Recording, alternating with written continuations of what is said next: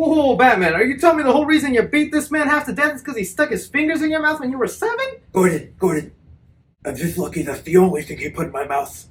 Hey guys, thanks so much for being on an episode of Side Flick. My name is Chris. This is a very special Side Flick because hopefully if the stars are aligning, this is the last Side Flick I have in the old studio.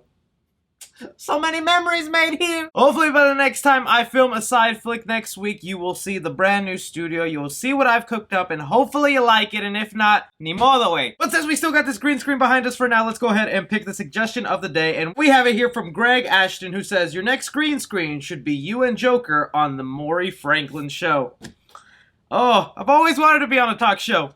Enjoy this madness. But some of the stuff we're going to be talking about today on this jam-packed Side Flick, boy, do we have trailers galore to discuss. So many trailers that came out this week that we're going to be talking about, whether they're treasures or trash. Some new details on the Joker sequel coming to light, looking more like a reality. Of course, also diving into MGM getting bought out by Amazon and what movies are now in the works thanks to Amazon. Even an update on the Evil Dead reboot, that and so much more. So I'm going to need you guys to leave me your opinions down below with everything we discuss here today. Let me know what news got you pumped up, what story you didn't care about that you skipped to the next one. Either way, as long as you're subscribed to the channel, hitting that like button, you can do anything you want to me. Ain't that right, Maury Franklin? Is he over here? Alright, so let's just dive in first into all these trailers that went ahead and got released with my famous rating system of treasure or trash, because as you guys know, one man's trash is another man's treasure. Really would love to hear where you guys fall on these trailers, but rapid fire, because there's so many of them. Jumping in with the Jungle Cruise trailer. Okay, gotta admit, I'm really not looking forward to this movie. Just everything that has come out has not surprised me, and this trailer, again, nothing has wowed me to where I really want to see this film, and that sucks because I like Emily Blunt. I like Dwayne "The Rock" Johnson. This is a Disney movie. It should be my cup of tea, but this trailer just did not do it for me. It's kind of weird because it feels like The Rock is cosplaying and so out of place in this movie. Am I the only one that feels this way, that he just doesn't fit in this film? So I am going to have to give the new Jungle Cruise trailer trash, but I am hoping it surprises me. I want it to be good. Disney is hoping this is their next Pirates of the Caribbean, and if it is, good for them. Another trailer we released to this week is Last Night in Soho. This will be the first Edgar Wright movie to be a psychological thriller. If you guys don't know Edgar Wright, the man has made some really great movies, mainly comedies with Scott Pilgrim vs. the World, Shaun of the Dead, Baby Driver. And with this trailer, I'm kind of mixed because even though the trailer didn't give me any sort of big surprise or had me going, damn, I definitely need to see that, because honestly, if you told me this was directed by anybody else than Edgar Wright, I probably wouldn't be interested in it, but because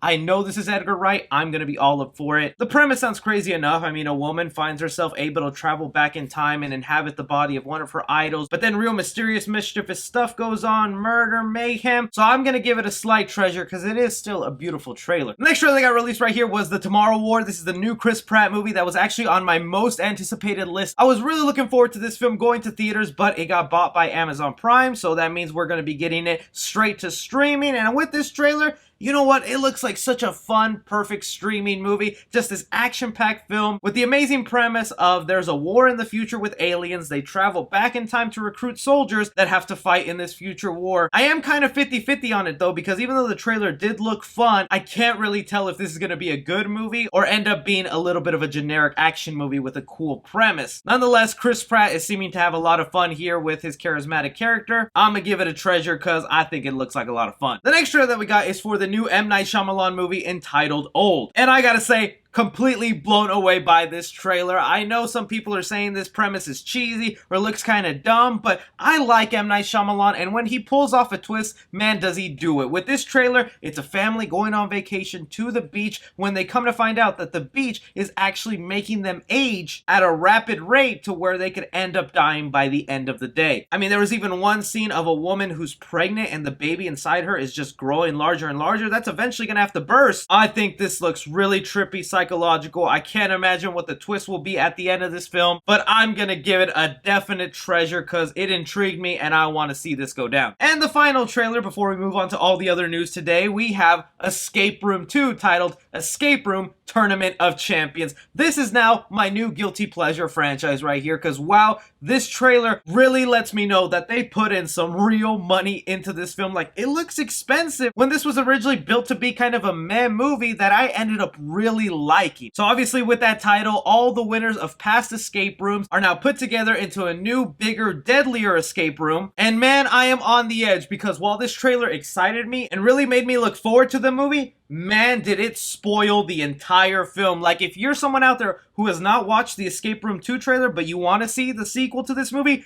don't watch the trailer. Just take my word for it that it looks dope, because they give away almost every single kill in this movie. Basically show off who the final survivor is. Like, the entire thing is ruined in this trailer, and I hate that. So while it's a treasure for the movie looking pretty dope with all the new sets that they built for Escape Room 2, I have to give it a trash for just being a spoilerific, man. Looking forward to what you guys have to say, whether these trailers are trash or treasure. Alright, so now moving into the news that we got to discuss here today, we got an update on the new Evil Dead reboot. If you guys don't know, yes, they're working on another Evil Dead movie. Well, this is kind of sucky news for me, because it just got reported that Evil Dead Rise is now going straight to HBO Max. What the hell is going on? Last week we heard that the Hellraiser reboot that everyone's been looking forward to is also gonna go straight to streaming with Hulu. This has just started a huge trend with horror movies where it looks like they're just going to end up straight to streaming instead of theaters. The Paranormal Activity reboot, straight to Paramount Plus. The new Pet Sematary movie, straight to Paramount Plus. I had a lot of y'all mention that straight to streaming is becoming the new straight to DVD, where they can just bump out a bunch of sequels for the hardcore fans, kind of like the Wrong Turn series did, where they just kept making sequel after sequel going straight to DVD. I'm still looking forward to the movie, and it going straight to streaming doesn't mean it'll suck, especially with this premise where it's taking them out of the woods, and it's going to deal with a group of sisters who move into a new building, a high-rise, when a bunch of demons start coming out from the Necronomicon. And yeah, sadly, they've already confirmed Bruce Campbell is not a part of this one, even though it looks like he's producer on it. How do you guys feel about the new Evil Dead reboot, Evil Dead Rise, going straight to HBO Max? Some big industry news that I want to talk about real quick is this whole situation with MGM getting bought out by Amazon Prime. Man, this is a big deal, because Amazon really just went ahead and bought a studio for $8.45 billion, meaning that after all the paperwork is finalized, Amazon will now own properties like RoboCop, Rocky, the James Bond franchise, Poltergeist, Silence of the Lambs, even the first Child's Play movie. And the main reason for doing this is so that Amazon has not only a bunch of content to now put on their streaming service, Amazon Prime, but so they can now start pumping money into making some of this content so they can compete with Netflix and Disney Plus. There's a couple of concerns with this going on though. Does this mean that the future of all the movies that are owned by MGM will now become straight to streaming films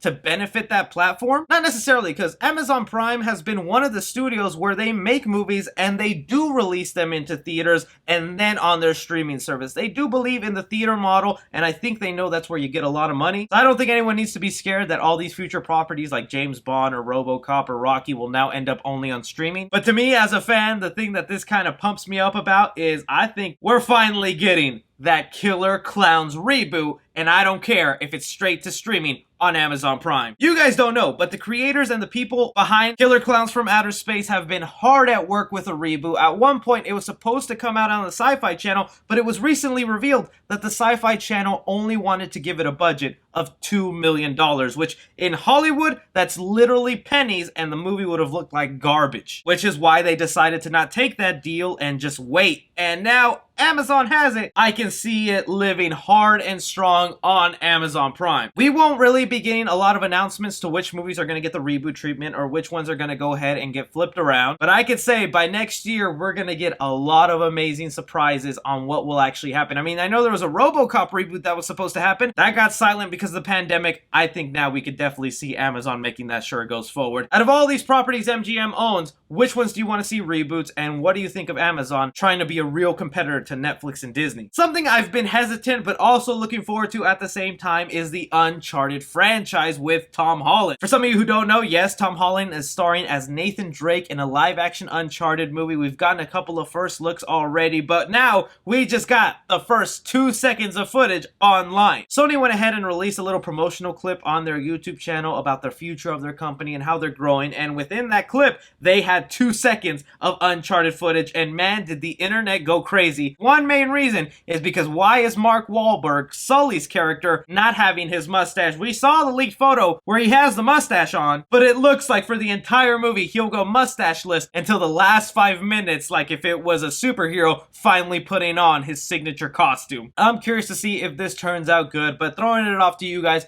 how do you feel about 2 seconds of Uncharted footage, and are you looking forward to this movie? Now talking about the sequel to The Joker, it's being reported more and more that it looks like it is actually happening. Just yesterday, we got the update from The Hollywood Reporter, the most reliable source in the industry, that the attorney for Todd Phillips, who is the director of the first Joker movie, in an interview went ahead and said that they finalized a deal where the director, Todd Phillips, is going to co-write the second Joker movie. And when that came online, obviously Joker being a popular character, a very successful movie, over $1 billion, there were clearly a lot of fans who had opinions on this, mainly on the side of we don't need a Joker 2, and I'm here to say, yeah, we do. You guys know me. I don't care. I understand how Hollywood works. I know it's a business, so you guys throwing things out like cash cow or doing it just for the money, yeah, that's a business, y'all. But if we're looking at things from the artistic side, it also makes sense to me to get a Joker sequel, because in the same way Dr. Robotnik, Jim Carrey's character, I can't believe I'm comparing the two, is coming back for the second Sonic movie, is because he only barely became Dr. Robotnik by the end of that Sonic film with the crazy mustache, the balding, the belly. Same thing for Joaquin Phoenix's Joker. He only became Joker in the last 5 minutes. And I've been saying all this time, from what I saw in that movie, yes, that Joker is crazy, maniacal, and twisted, but he has nowhere near the brain that I know Joker should have to fight against someone like Batman. Like, seriously, put him up against any version of Batman, even Adam West, this Joker would not be able to go up against him, because he has not shown that he's smart at all. So with this second Joker movie, what I would love to see is them explore more about why he is smart, why he can go up against one of the greatest detectives that ever lived, Batman, and heck, make that the story. Make it Joker versus Batman, but all told from the perspective of the Joker, and heck, you could even have him win by the end of the movie. Something like the storyline of A Killing Joke, where yes, I know how it ends, but I would say throughout that entire story, Joker is winning and has the upper hand on Batman, doing some really twisted stuff and hurting the people around him. Like, really take any famous Joker storyline and make that the movie, crazy as that sounds, but I think that could really work. It still doesn't mean the film is 100% happening, it just means that they're signed on to do it and write it, and Joaquin Phoenix himself said he will not do it unless the story is brilliant. So if they finally start filming this thing, you should be happy, because that means Joaquin Phoenix approves and he thinks it's a story worth telling. But let me know what you guys think about Joker 2 happening. I understand if y'all want to disagree with me, happy to hear your opinion down below. But that is all the movie news we have currently going on right now, guys. I want to thank you so much for taking the time to watch this video and hear me discuss some news. Y'all are the freaking best. Have a great weekend, and I will catch you on the next one.